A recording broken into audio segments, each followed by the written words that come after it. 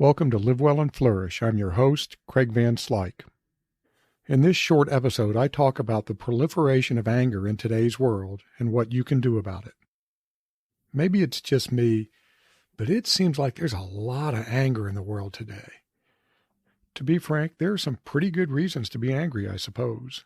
But I generally find anger to be a pretty counterproductive emotion. When I get mad, it saps my energy and concentration, and I almost always feel some regret afterwards.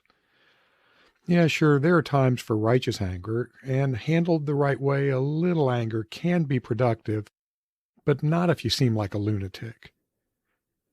To really be effective, anger needs to be controlled and expressed in a useful way, which is not always easy, especially in the moment.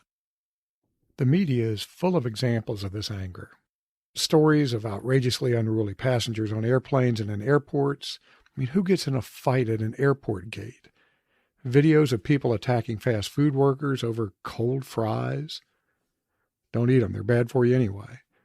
Convenience store customers tearing up displays, road rage, even to the point of murder. What in the world's going on? My take is that much of the anger comes from uncertainty and a growing sense of frustration related to that uncertainty. Let's face it, we're living in some very, very strange times. I'm pretty old, and I've never seen anything like this. We've got a true global pandemic, the first one in 100 years, a major ground war in Europe, and it's a war with potential nuclear implications, rampant inflation for the first time in decades, and out-of-control housing and food prices make the inflation fears even worse. A wild, uncertain stock market, an acrimonious and unclear political situation. All of this just piles uncertainty on top of uncertainty. And when we feel uncertain, we get stressed out and anxious. And when we get stressed out and anxious, a lot of times we get angry. And all of this is magnified by a constant barrage of media, both social media and traditional outlets. It's a lot. It's just a whole lot to deal with. And when things feel out of control like this, it's pretty easy to experience a range of negative emotions, including anger, especially when the external events seem to be the cause of uncertainty and frustration.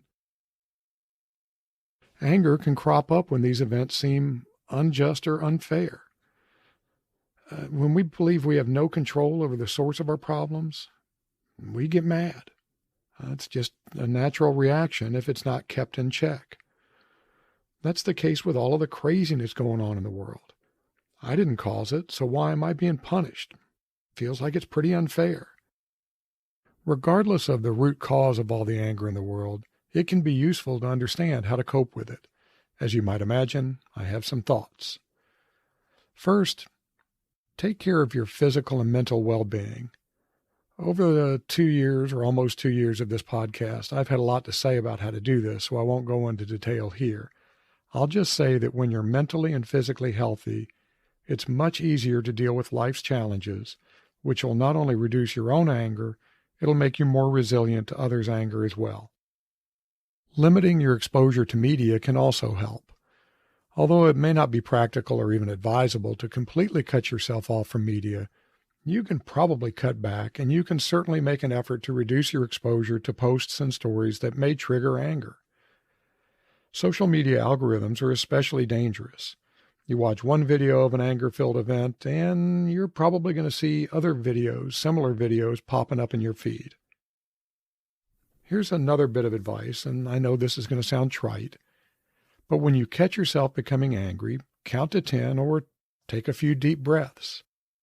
In through the nose, out through the mouth. In through the nose, out through the mouth. It's amazing how calming this kind of deep breathing can be.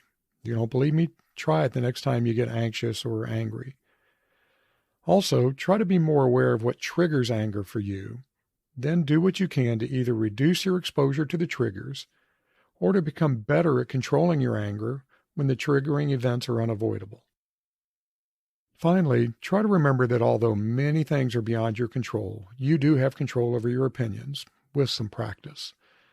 You may be able to reframe events or situations to reduce their negative effects on you. Psychologists call this cognitive reframing. For example, if a clerk is being really slow, instead of assuming that they're purposely causing you inconvenience with their actions or their lack of action, consider the possibility that they're really tired or distracted due to some challenging event in their life. Maybe they got a sick kid, or, maybe they're having trouble paying their rent. I don't know. But it's not always about you. In fact, a lot of times it really isn't about you at all. Realizing that can help you keep from reacting with anger. Another good approach is to ask yourself how important this thing is in the overall scheme of your life. Bad traffic, discourteous drivers, delayed flights, whatever. Usually at the end of the day, it's no big deal. You only make it a big deal if you react badly. The chances are whatever you're going through in the moment will have few long-term consequences. Remember, life is short. Don't waste a second of it being unnecessarily angry.